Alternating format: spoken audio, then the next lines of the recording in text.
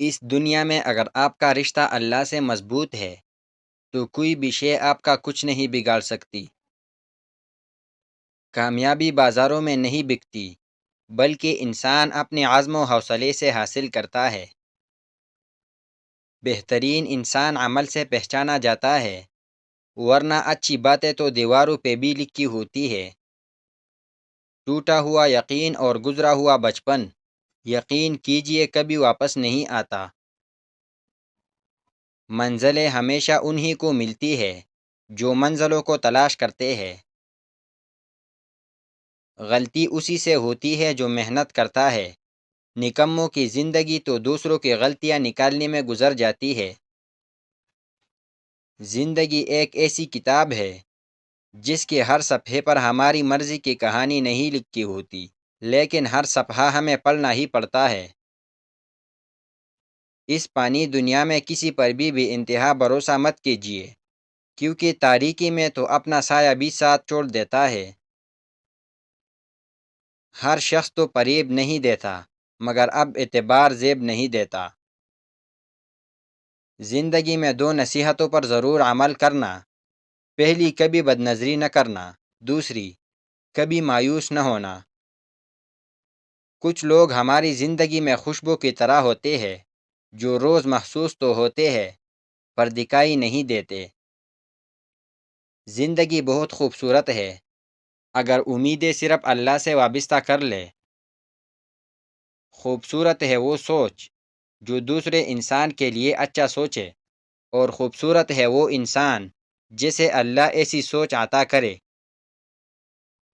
انسان نے محسوس کرنا اس لیے چھوڑ دیا ہے کیونکہ اسے ان چیزوں سے محبت ہو گئی ہے جن میں احساس نہیں ہے۔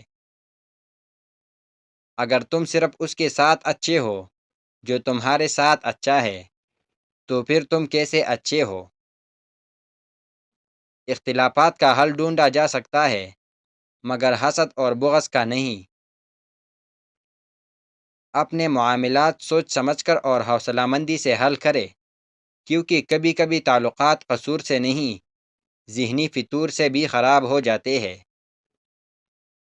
زندگی کو خوشگوار بنانے کے لیے ایک چھوٹا سا اصول اپنائے۔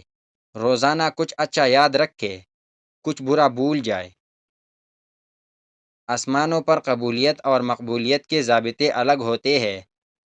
اکثر زمین والوں کے دھتکارے ہوئے آسمان والے کے لاڈلے ہوتے ہیں۔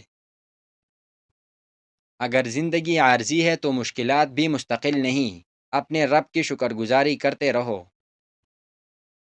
خاموشی نامناسب سوالوں کا اور مسکراہٹ ہر حالات کا بہترین رد عمل ہے، بہترین جواب ہے۔ معاملات اللہ کے سپرد کرنا ہی بہتر ہوتا ہے، کیونکہ ہم خود بھی اپنے ساتھ اتنے مخلص نہیں ہوتے جتنا اللہ ہمارے ساتھ ہوتا ہے۔ کسی کو دکھ دینا ایک قرض ہے جو آپ کو کسی اور کے ہاتھوں ملے گا۔